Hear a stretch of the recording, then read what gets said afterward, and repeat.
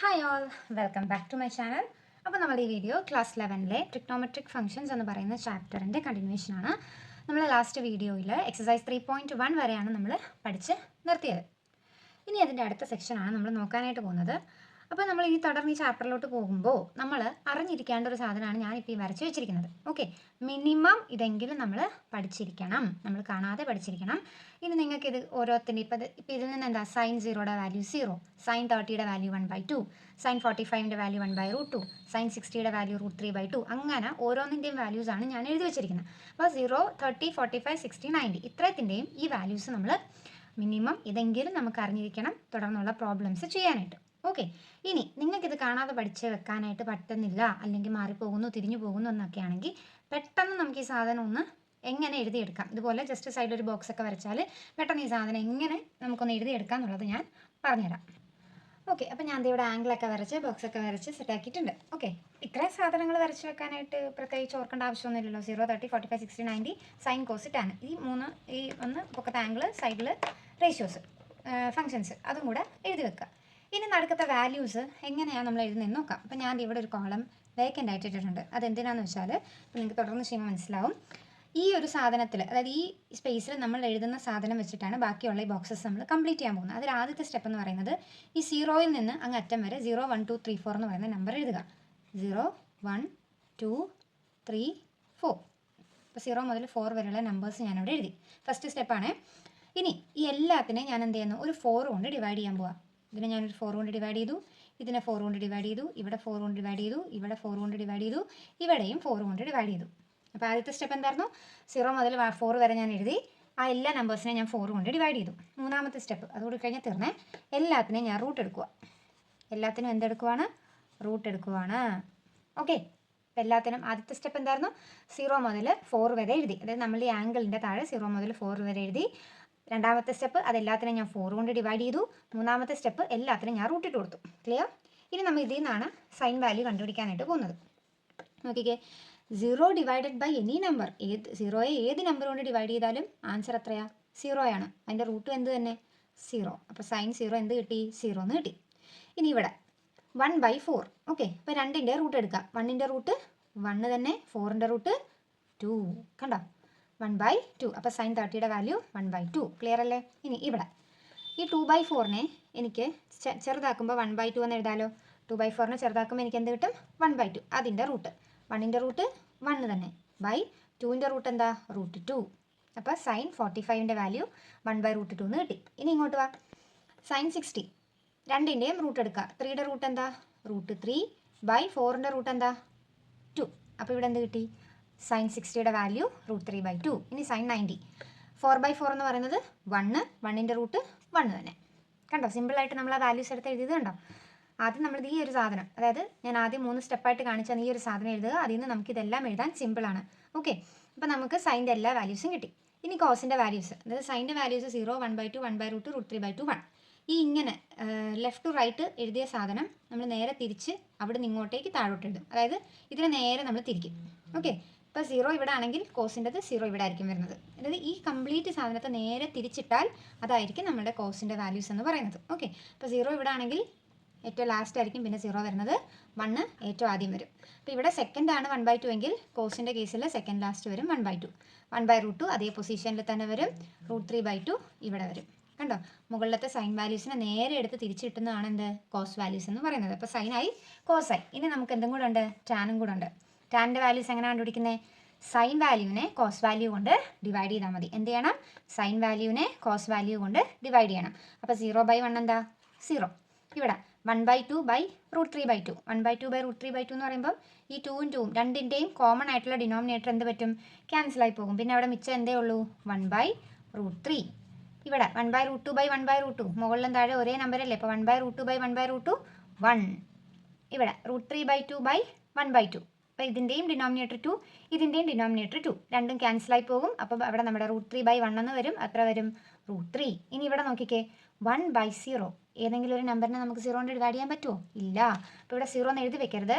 Not defined, infinitive ഒന്നും അല്ല, not defined, അങ്ങനെ ഒരു ടേം ഇല്ല. ഓക്കെ, അപ്പോൾ ടാൻ 90ക്ക് മാത്രം എന്തില്ല? അവിടെ വാല്യൂ ഇല്ല. ക്ലിയർ ആണോ? ഇതെങ്ങനെ കണ്ടുപിടിക്കണം എന്നുള്ളൊരു ഏകദേശം ഐഡിയ നിങ്ങൾക്ക് മനസ്സിലായി എന്ന് ഞാൻ വിശ്വസിക്കുന്നു. ഈ ഒരു സാധനം ഫസ്റ്റ് ഞാൻ എഴുതിയ 3 സ്റ്റെപ്പ് ഓർത്ത് വെച്ചാൽ മതി. എന്തായിരുന്നു? 0 മുതൽ 4 വരെ ആദ്യം എഴുതുക, എല്ലാത്തിനെയും 4 കൊണ്ട് ഡിവൈഡ് ചെയ്യുക, അതിനുശേഷം എല്ലാത്തിനും റൂട്ട് ഇടുക. അതിൽ നിന്നാണ് നമ്മൾ ഈ 3 സെറ്റ് വാല്യൂസ് നമ്മളിവിടെ എഴുതിയത്. ക്ലിയർ അല്ലേ? ഇത് മിനിമം ഈ വാല്യൂസ് നിങ്ങൾ പഠിച്ചിരിക്കണം. തുടർന്നുള്ള പ്രോബ്ലംസ് ചെയ്യാനായിട്ട് ഇത് അത്യാവശ്യമാണ്. ഓക്കെ, ഇപ്പോൾ നമുക്ക് അടുത്ത ഇതിലേക്ക് പോകാം. ഓക്കെ, അപ്പോൾ ഇനി നമുക്ക് നോക്കാനുള്ളത് 3 ഫംഗ്ഷനുകളുടെ ഗ്രാഫാണ്. അത് ചിലപ്പോൾ എക്സാമിന് ചോദിക്കാൻ സാധ്യതയുള്ളതാണ്. അതായത് sine x, cos x, tan x, ഈ 3 ഫംഗ്ഷനുകളുടെ ഗ്രാഫ് എങ്ങനെയാണ് വരുന്നത്, അതിൻ്റെ പ്രത്യേകതകൾ എന്താണ് എന്നൊക്കെ ഒന്ന് അറിഞ്ഞിരിക്കുന്നത് നല്ലതാണ്. ഇത് 3 ഇമ്പോർട്ടൻ്റ് ആയിട്ടുള്ളത്.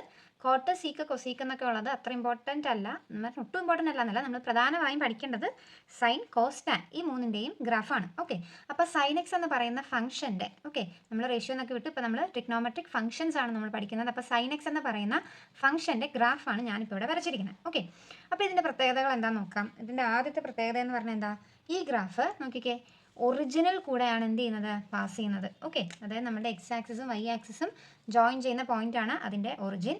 ആ ഒറിജിനൽ കൂടെയാണ് എന്ത്? ഈ ഗ്രാഫ് പാസ് ചെയ്യുന്നത്. കണ്ടോ? Passing through origin. ഓക്കെ, ഇനി ഇതിൻ്റെ മാക്സിമം വാല്യൂ, സൈൻ്റെ മാക്സിമം വാല്യൂ വരുന്നത് എത്രയാണ്? 1. ഏറ്റവും മിനിമം വരുന്നത് -1. ഓക്കെ, ഇതാണ് ഇപ്പോൾ ഇതിൻ്റെ പ്രധാന പ്രത്യേകത. എന്താണ്? ഇതൊരു വേവ് പോലാണ് പോകുന്നത്. ഒറിജിനൽ കൂടെ പാസ് ചെയ്യുന്നതാണ് എന്ത്? സൈൻ എക്സിൻ്റെ ഫംഗ്ഷൻ്റെ ഗ്രാഫ്. ഒറിജിനൽ കൂടെ പാസ് ചെയ്യുന്നതാണ് സൈൻ എക്സിൻ്റെ ഫംഗ്ഷൻ്റെ ഗ്രാഫ്. ഇതിൻ്റെ മാക്സിമം വാല്യൂ വരുന്നത് എപ്പോഴാണ്? സൈൻ π/2. ഓക്കെ, -π/2 -1. ഇപ്പോൾ ഏറ്റവും മാക്സിമം വാല്യൂ വരുന്നത് π/2 1. ഓക്കെ, അപ്പം ഏറ്റവും പ്രധാനമായിട്ട് ശ്രദ്ധിക്കേണ്ടത് എന്താണ്? ഒറിജിനൽ കൂടെയാണ് പാസ് ചെയ്യുന്നത്. അപ്പോൾ ഇതാണ് നമ്മുടെ സൈൻ എക്സിൻ്റെ ഗ്രാഫ് എന്ന് പറയുന്നത്. ഇനി നമുക്ക് കോസ് എക്സിൻ്റെ നോക്കാം. ഇതാണ് നമ്മളുടെ കോസ് എക്സിൻ്റെ ഗ്രാഫ് എന്ന് പറയുന്നത്. ഇതും എന്താണ്? ഒരു വേവ് പോലെ തന്നെയാണ് ഇതും പോകുന്നത്. അപ്പോൾ ഈ ഗ്രാഫിൻ്റെ പ്രത്യേകത എന്താണ്? ഇത് ഒറിജിനൽ കൂടെ പാസ് ചെയ്യുന്നുണ്ടോ? ഇല്ല, does not pass through the original കൂടെ അല്ല ഇത് പാസ് ചെയ്യുന്നത്. ഇതിലെയും മാക്സിമം വാല്യൂ 1, ഏറ്റവും മിനിമം വാല്യൂ -1 ആണ്. പക്ഷേ മാക്സിമം വാല്യൂ വരുന്നത് എപ്പോഴാണ്? 0യിലാണ്. ഓക്കെ, ഒറിജിനൽ കൂടെ പാസ് ചെയ്യുന്നില്ല. മാക്സിമം വാല്യൂ വരുന്നത് എപ്പോഴും എവിടെയാണ്?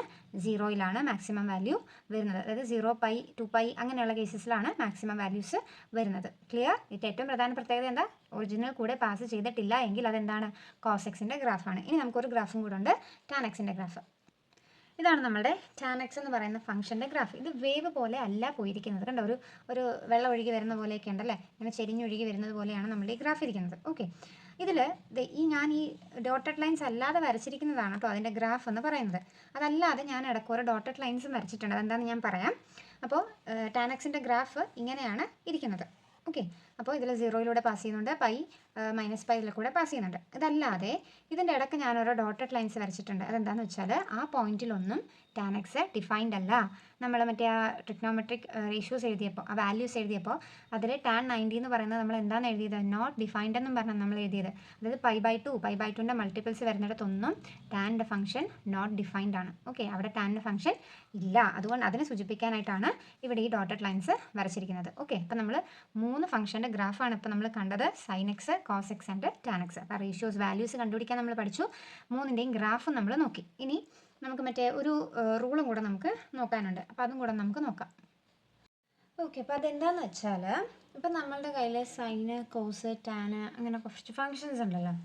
അപ്പോൾ ഈ ഫങ്ഷനുകളുടെയൊക്കെ സൈൻ കണ്ടുപിടിക്കാൻ വേണ്ടിയിട്ട് നമ്മൾ ഉപയോഗിക്കുന്നതാണ് ഈ ASTG റൂൾ എന്ന് പറയുന്നത്. ഓക്കെ, അപ്പോൾ ഞാൻ ഇവിടെ ഒരു എക്സ് ആക്സിസ്, വൈ ആക്സിസ് ഉൾപ്പെടെയുള്ളൊരു ഗ്രാഫ് വരച്ചിട്ടുണ്ട്. അപ്പോൾ ഇതാണ് നമ്മളുടെ ഫസ്റ്റ് ക്വാഡ്രൻറ്റ്, ഇത് സെക്കൻഡ് ക്വാഡ്രൻറ്റ്, ഇത് തേർഡ് ക്വാഡ്രൻറ്റ്, ഇത് fourth quadrant. First, second, third, fourth, ഇതാണ് നമ്മുടെ 4 ക്വാഡ്രൻറ്റുകൾ. ഇനി ഇതിൻ്റെ സൈൻ വരുന്നത് ASTC. അതിനെ ഞാൻ പഠിച്ചിട്ടുള്ളത് ഓൾ സിൽവർ ടീ കപ്പ് എന്നുള്ളൊരു കോഡ് വെച്ചിട്ടാണ്. All silver tea cup. Okay, ഞാനതവിടെ എഴുതാം.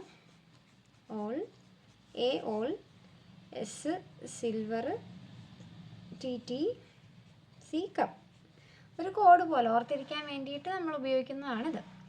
അപ്പോൾ ഇതിൽ ഫസ്റ്റ് ക്വാഡ്രൻറ്റിലാണ് A വരുന്നത്, സെക്കൻഡ് ക്വാഡ്രൻറ്റിൽ S, തേർഡ് ക്വാഡ്രൻറ്റിൽ T, ഫോർത്ത് ക്വാഡ്രൻറ്റിൽ C.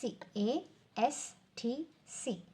ഓക്കെ, ഇനി ഇതെന്താണെന്ന് വെച്ചാൽ ഫസ്റ്റ് ക്വാഡ്രൻറ്റിൽ A എന്ന് പറഞ്ഞാൽ ഈ ഫസ്റ്റ് ക്വാഡ്രൻറ്റിൽ വരുന്ന എല്ലാ ഫങ്ഷൻസിൻ്റെയും സൈൻ പോസിറ്റീവ് ആയിരിക്കും. ഫസ്റ്റ് ക്വാഡ്രൻറ്റിൽ വരുന്ന എല്ലാ ഫങ്ഷൻസിൻ്റെയും സൈൻ എന്തായിരിക്കും? പോസിറ്റീവ് ആയിരിക്കും. സൈൻ ആയിക്കോട്ടെ, കോസ് ആയിക്കോട്ടെ, ടാൻ ആയിക്കോട്ടെ, 3 ഫംഗ്ഷൻ്റെയും സൈൻ എന്തായിരിക്കും? പോസിറ്റീവ് ആയിരിക്കും. അതുപോലെ തന്നെ ഇതിൻ്റെ റെസിപ്രോക്കൽ, സൈനിൻ്റെ റെസിപ്രോക്കലാണ് കൊസീക്ക്.